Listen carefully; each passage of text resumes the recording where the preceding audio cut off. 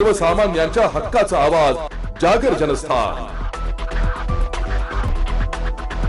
नाशिक महानगरपालिका साजरा करत आहेत स्वच्छतेचा हरित कुंभ।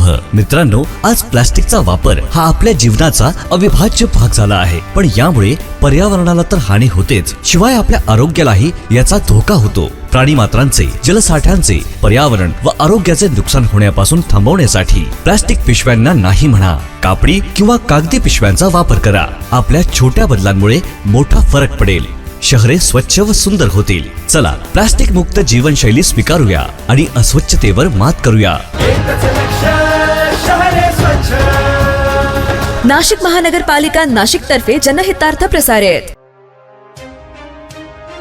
नाशिकमध्ये अग्नी तांडव। पिंपळगाव बसवंत येथे बांबूच्या गोदामाला भीषण आग।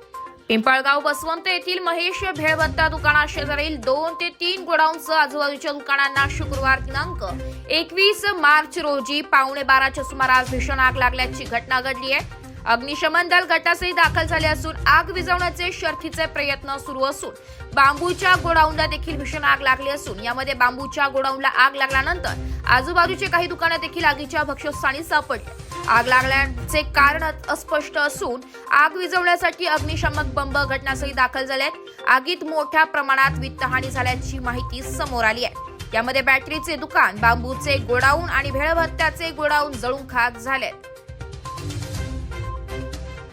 जागर जनस्थानसाठी प्रतिनिधी भूषण जैन, नाशिक।